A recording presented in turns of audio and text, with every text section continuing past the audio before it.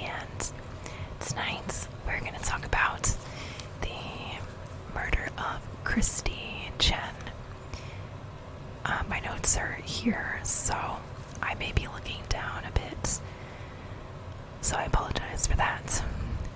Alright, so without further ado, let's get into the case. So Chen's friend, Presley Powers, describes Christe as the sun bringing joy, that she's enraged by her murder.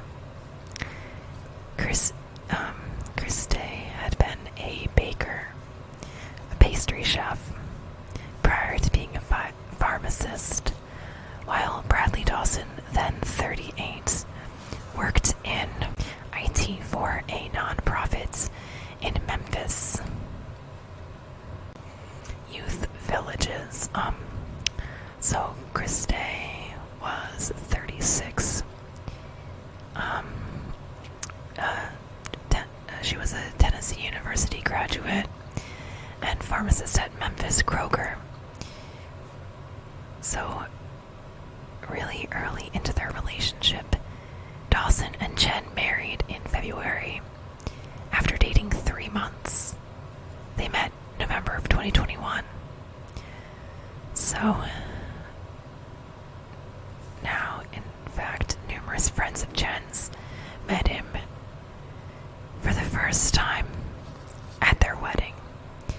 5 months later, the couple goes on their honeymoon to Fiji, Turtle Island Resort, a villa which costs $3,500 a night. According to Dawson's ex-wife, Kristen Baker, he was obsessed with Fiji. I was gonna say as a joke that he married 2 bakers. I don't know. So, Turtle Island Resort on Nagola Island is part of his Sawa archipelago, where the movie Blue Lagoon was filmed. This resort fits 14 couples. So, Dawson visited this same resort with his previous wife 2 years ago. 2 years prior to this honeymoon. And his divorce to Kristen Baker wasn't official until a month before Dawson and Chen married. So, Kristen was his former college girlfriend. They dated into a former college girlfriend that he dated in 2005, and then had a relationship with. They moved quick, was intense, according to this individual, and that Dawson was verbally and emotionally abusive, manipulative, that he threatened, he was possessive, physically pushed, chased after her. So, the night of Chen's murder, Dawson himself admits to fighting with her. One woman who saw the couple that night said they seemed fine. Other witnesses recall hearing the couple arguing at dinner. The same witness who said they seemed fine later heard repeated loud banging coming from their suite. Witness saying it was as if someone was drunk and could not control themselves. She heard a loud scream, another loud bang, and then complete quiet, utter silence. A noise complaint was made, according to resort staff. Following the fighting, Dawson got in his kayak and left the resorts, went to another island a good 3 miles away to de-escalate things. Whatever that means. Sounds to me like you're fleeing.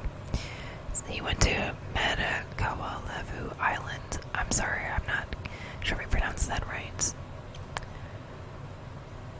That he was giving her space. That it was normal for him to take a walk. But in this case, kayak, I guess. That when he left, she was still alive. He left his watch and its GPS his wallet and passport. He also left his phone too. That's strange. You remembered your passport but not your phone. Okay. The morning preceding their fight, neither of the couple made it to breakfast. Chen was found by the housekeeper in the suite's bathroom, having been brutally beaten, lying in a pool of her own blood. The cause of her death was multiple blunt force trauma to the head and face. Multiple blunt force trauma to the head and face. Injuries indicate she was repeatedly assaulted. Family lawyer Gordon says it doesn't look like it was an accidental pushing and she fell and hit her head and something happened.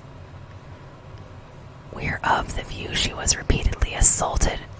More on this will come out during trial and or criminal proceedings.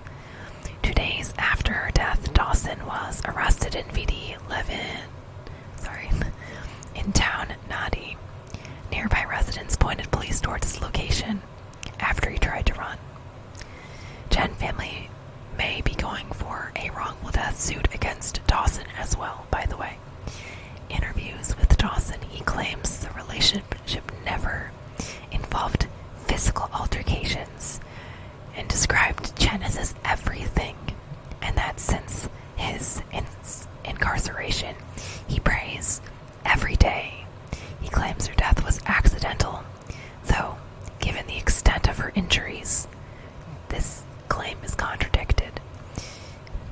So he's denied bail, and he remains in jail in Fiji. Hey, it's his favorite place, right? I also wanted to note that when they found Dawson, he had $1,000 in cash and 2 credit cards with him. Dawson's been charged with beating his wife to death after a drunken argument between the couple, yet he maintains his innocence. His neighbors in Memphis describe him as shy but friendly. They say he seemed happy. Can't imagine he had a mean bone in his body. You may not be able to, but doesn't mean he's not a wife beater. So there's a witness here, Johnny Lee Berger. He's out on bail himself. He was out on bail himself, facing his own impending sexual assault charges. So the judge told Dawson that he was not a proper applicant for him to be released on bail too. Under Fiji law, defendant presumption in favor of bail is void in cases involving DV allegations also. Strong circumstantial evidence has been provided by authorities with a possible life sentence, and as he is not a resident and he has no ties to the community, he is quite a flight risk indeed. So Chen actually suffered a brain bleed, severe traumatic head injuries, and traumatic injuries to the body as well. He also, and the credit cards I mentioned, those were Chen's credit cards, just in case I didn't say that.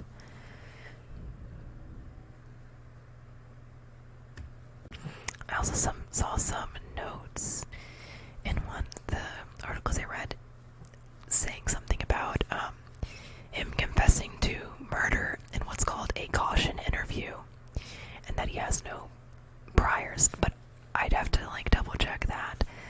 So yeah, it has been shared that when Chen's family went to view her body, her mother was absolutely inconsolable because of the injuries that were visible. So, bail arguments, Dawson is not in good health and prescribed certain medications that he needs to consult a doctor for advice on, and also tried to claim his mom depends on him and will suffer mentally without him. So, this man is shameless. He tried to argue his way out of being denied bail like a child, trying to claim that he's not in good health, but you're fit as a fiddle to beat your wife, assuming that all indications are proven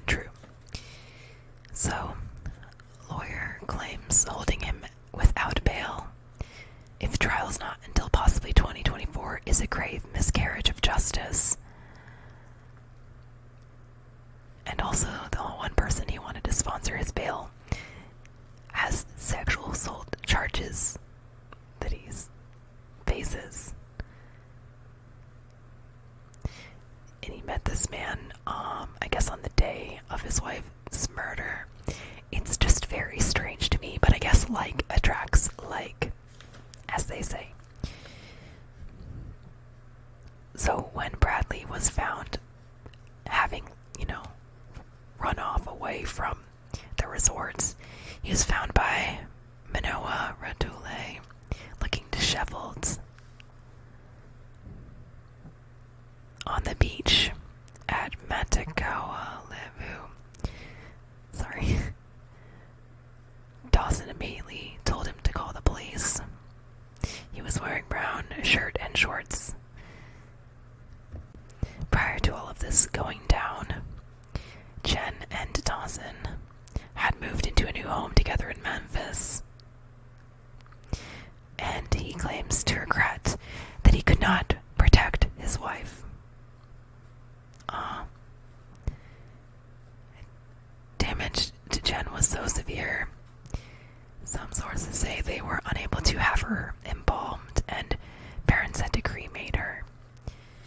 I'm not sure if this was because they had to cremate her or if they were pressuring the parents to cremate her.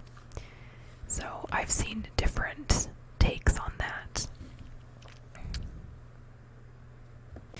For the time being, that is all that I have on this case, but as things go along, I may make an update video with more information.